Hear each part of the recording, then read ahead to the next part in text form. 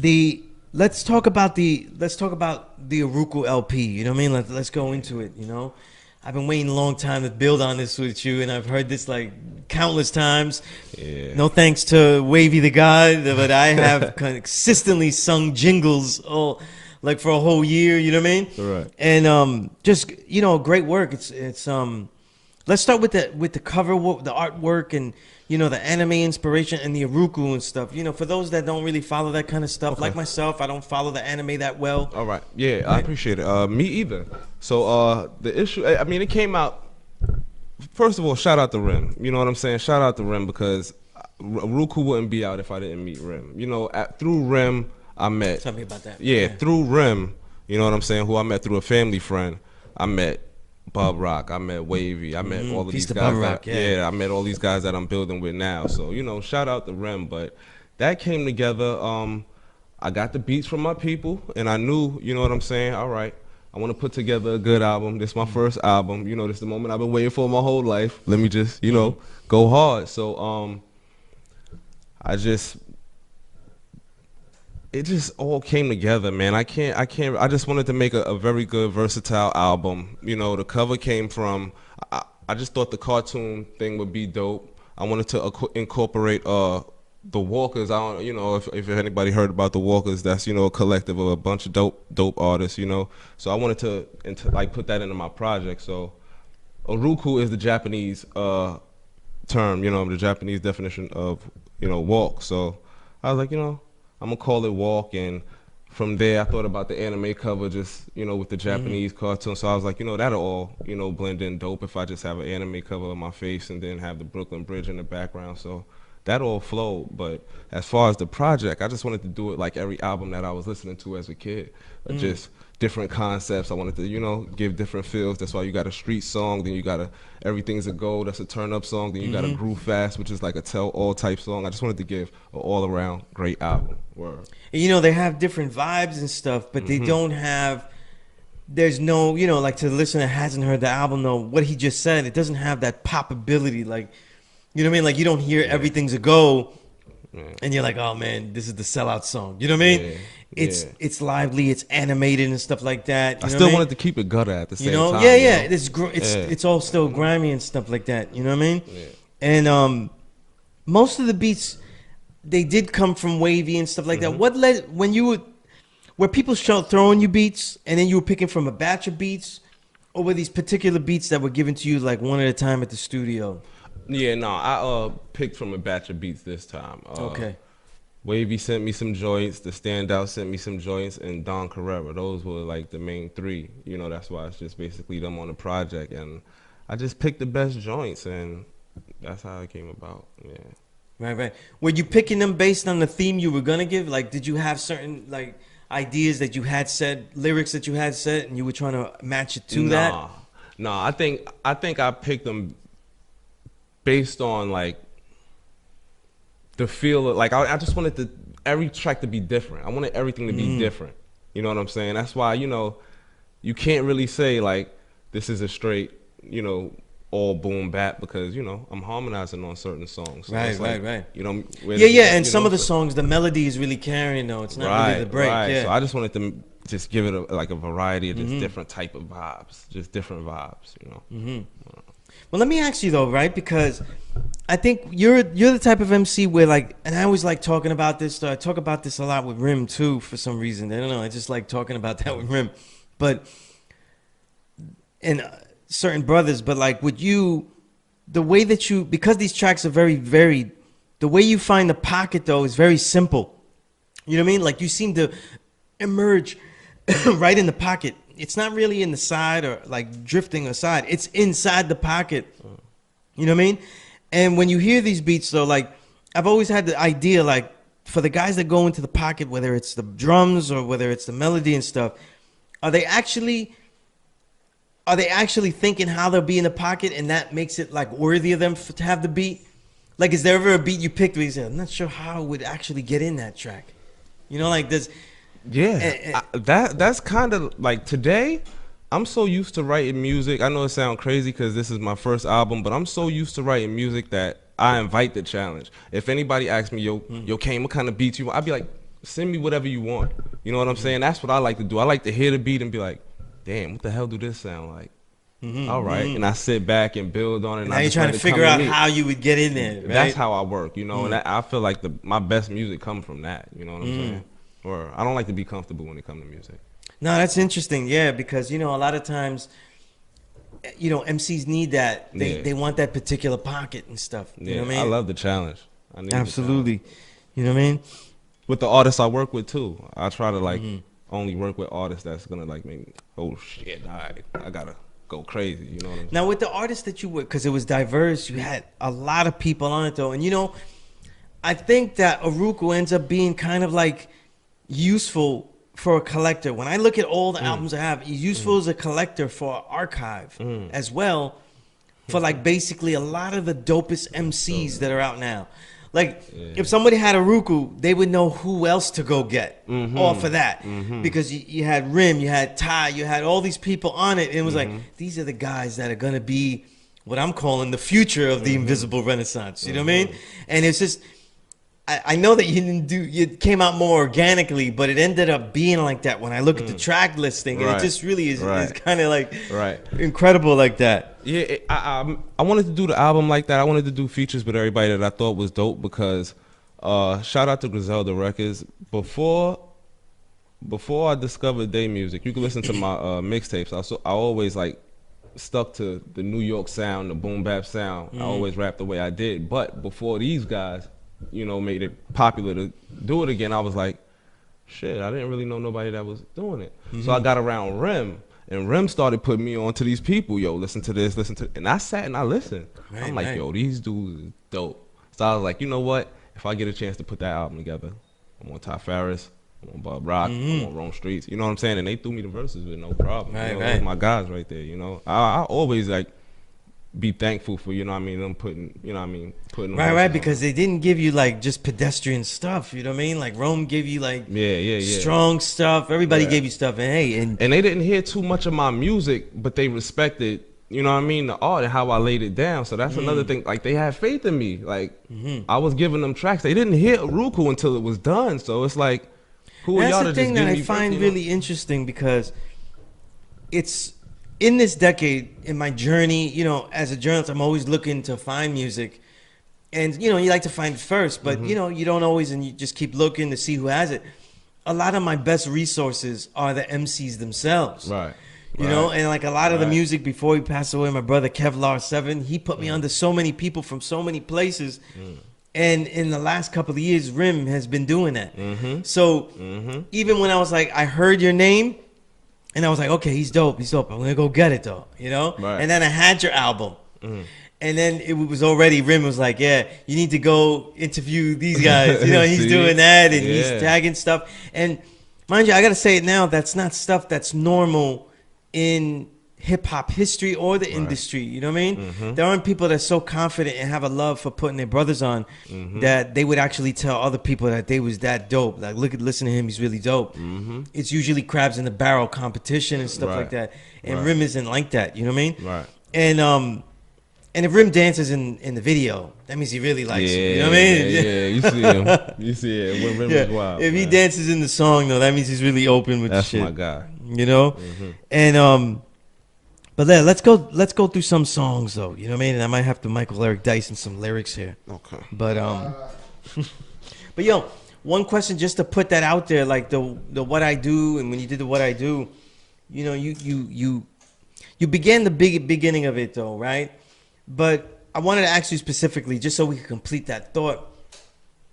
If you looked at Rim and what he did and does for you though, what was some of the most important things that you learned about, like, now that you go into the booth and you decide to make these songs? What's some of the advice that you got out of him that changed the way you started to make the music now? That's a good question. Probably just talk your shit. Don't think so, like, don't be so, you know, critical, because you know that's me. Like, I'm a perfectionist. I'll spit a verse, then I'll be like, nah, and sit back and, you know, want to do this. Spit it. Get it out. Let's keep on going. You know what I'm saying? Right. He said that's one thing that he learned from P. Like, You know what I'm saying? If it come, whatever comes through, write it down and spit that shit out. Right. Keep it going. You know? The infamous Botswana. Yeah, right. And I always tell that the first thing that when I told Sean P about the students I was teaching all these years, the first thing he said was like, make them have journals, which I already do. But he was like, have them free write. Just have them say whatever in the journal. And it's just like the way that he always wrote. It was like a real foundation to the way he wrote, you know? But yeah, that kind of freedom though, you know, it really opens up the way that you're going to keep going and gets you into that zone, I guess, right? Yeah. It also helped me when it comes to attacking records, when it comes to writing records, that mind frame also helped me to just jumpstart a track instead of sitting there like, damn, I'm gonna start this song. Because that's what I used to do, you know what I'm saying? But every time I, you know, sit down and I write rhyme, I think about Rim for some reason before I go to it, and it's like Rim and P, you know what I'm saying? And it's just like, just go, and it's been easy. It's been like, you know, it's been easy. Right, it's been easy. I write a lot. So. I mean, I say because you're starting into that first prime, you know what I mean? Like what I like to call that first prime, you know, and it's a joy to watch, you know what I mean? Yeah. I'm not gonna wait too much longer. Let's talk about my favorite song in the album, and it's courtesy because Wavy Da Ghawd has had me singing this for the whole year since the album came out. Though is "Don't Wavy. Need You." That sample is so dope. I have dug for that sample forever, and I haven't found it. But it might even be in my crates. But it's just like I got a lot of stuff I haven't even heard. Yeah. In my own collections, you know what I mean? I just keep collecting. You know what I mean? And that's how I became this, you know what I mean? Like just an obsession with wanting to hear everything. So now I just collect pre-hand, you know what I mean? Yeah. And but there, you know, the first things that I get out of Eddie Kaine though when I listen to him is that wordplay, and then there's an insight that comes after the wordplay. You know what I mean? So the thing I want to bring up is there's two bars here. One is just this plain, just fun wordplay, but then the other one has some insight to it that it had me on the "Sleep is the Cousin of Death" vibe. You know, like after you heard that line, you were like staying up at night going, "Damn, no, that's what." Yeah. Like, you know, I remember back then in '94, somebody was like, "Yo, should we sleep? Like, should we go to sleep?" Like, brothers wasn't getting the line, so they're like, "Yo, sleep good." You know, like trying to stay awake. It was like Nightmare on Elm Street all in the hood now, right? They really didn't get the line, but you said, you know, I just thought it was dope when you started the line. And mind you, with that soul track going and grooving, you're right in there, and you go, "Wish Dr. Sebi was alive. I'm so sick." I just thought that was dope. You know what I mean? Because it's like, we wish Dr. Sebi was alive, but at the same time, I'm so sick. It was just like a battle bar, but also like a, you know, R.I.P. at the same time. It was really dope. But you said this line in there, and I just want you to build on that line because I could interpret it, but you're here.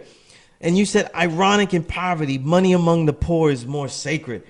I just thought that phrase there, "ironic in poverty," you know, and the way you led that off like that, the way you described that, and you said, "Money among the poor is more sacred." Just build on that line for a minute. It's a real gem, you know what I mean? Yeah, it's just crazy, you know, the power of the dollar, you know, what it do to our people, you know what I'm saying? It turns us against each other, you know, it really messes us up. And, you know, I say, you know,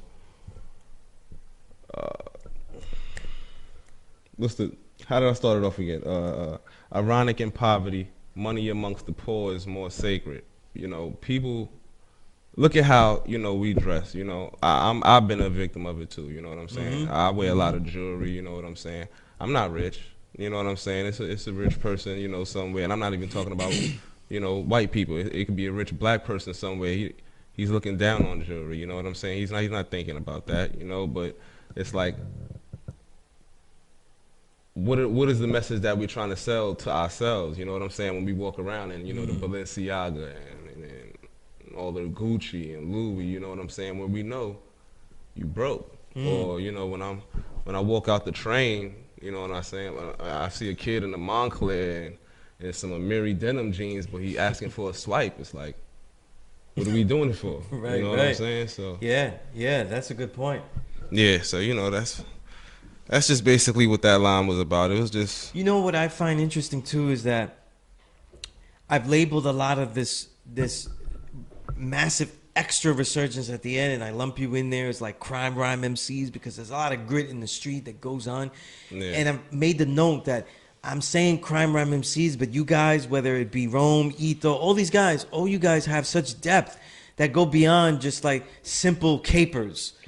And I always found it ironic, and since we're talking about irony, that you have a line like that, and one of the ultimate ironies is that in real life, the hustlers on the street are the ones with the least amount of ethics. You know what I mean? Yeah. And then when you brothers come out and rap of that life that you survived, we not only get it, but we expect you guys to have the most ethics dealing with hip hop. Yeah. And I just find that ironic. And it's a lot of times it's held true. You know what I'm saying? Yeah. You know, like, and I always think about that, you know, being low life for this hip hop stuff and dealing with Thurston. I'm like, yo, Thurston, you stole everything you could find. Right.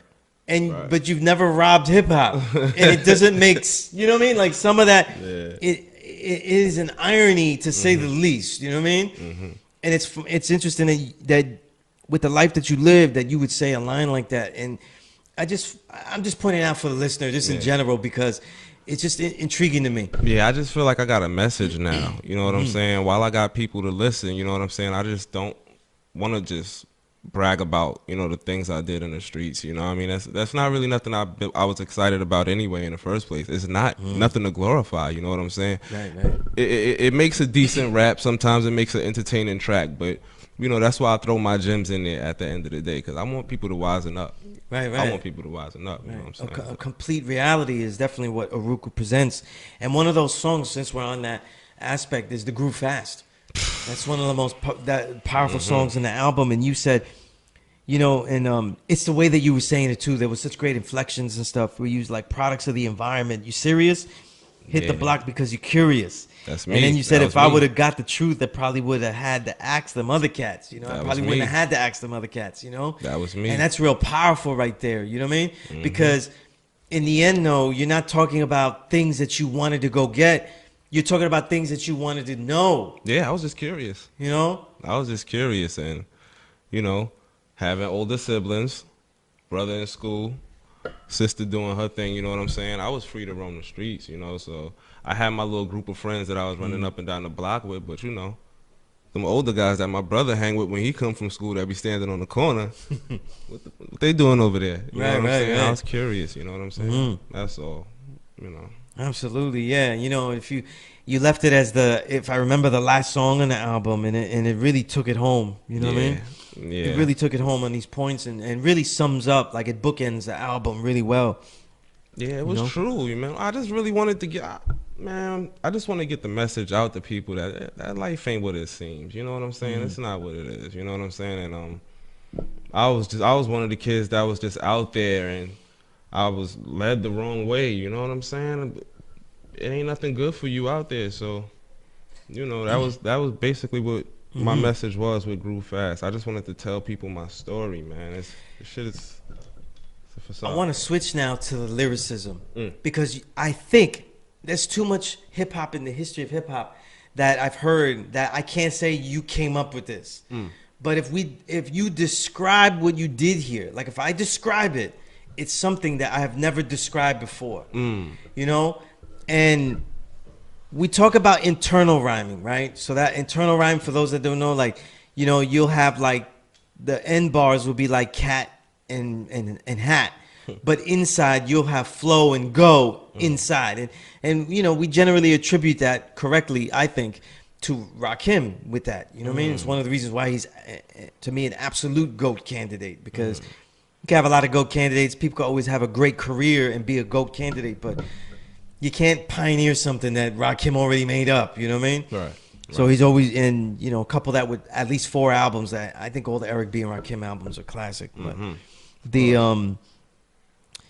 you literally had an internal punchline, you know, because, and I noticed this when I wrote it down because it was just clever to me, but it's an internal punchline because you give the punchline is only understood when you look at the 2 words linking from each other bar. And I think you know what I'm talking about.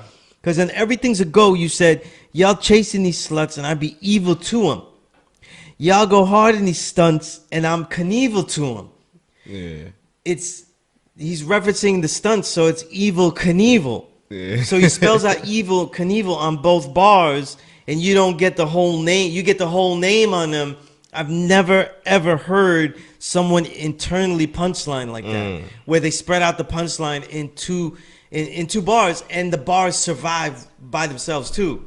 Yeah. You know what I'm saying? So that means that the bar, like, you wouldn't need the second one. So it could stand on that own. Like, you could say, y'all chasing these stunts, I'd be evil to him. And he goes, you go hard in these stunts, and I'm Knievel to him. They kind of could stand on their own, but they connect because you spelled Evil Knievel with them. And I wrote it down, and I was like, oh, shit. Look what he did. And it's when it was on the paper that I saw what you did. You know what I mean? I got a couple of those in there, too. Yeah. But, that comes naturally. Hey, like I said, I'm doing, for any listeners, my man Max Lowe, my junkies out there with me, I don't think that I've ever heard someone do that. And I'm not going to say that nobody's done that. There's a lot of legends out there with the punchlines like Chino Excel and all those that barraged everything. And there might be someone who's done that. But it was so blatant here. I was like, wow, I personally have never written it out like that and seen that like that. So it was really dope. But you had another line there. I just wanted you to build on it because it was such a clever line, but it had some inner meaning to it. And I wanted you to build on it instead of me just interpreting it. Yeah, another line was real clever. You said, everybody want to be thugs, but batteries will move them. Can't endure a cell with a Duracell. Can't keep you guys up with energizers. You know what I mean? Yeah. And I was like, what do you mean by that, though, when you're saying, like, the batteries, that they're dealing with batteries? I could interpret, but I want to hear you say it, Yeah, so I'm just basically talking about the guys that's, big, pumped up, tough guys on the street, but, when they get behind the wall, they fold. You know what I'm saying? It's simple, Right. It's people that, it's really people that give orders. You got shot callers in the street. Yo, go do this. Yeah, put a pistol in your hand or do this. Yo, you ain't got to worry. And they walk up the block. And they do what they gonna do because they know old homie up the block got them, but take that ride, it ain't the same. So I mean, yeah, you said they want to be thugs, but batteries moving, can't endure a cell with a Duracell. Yeah, man, that's tough. Yeah, you ain't got that battery. Tough, in there, man. Just tough stuff. You know what I mean?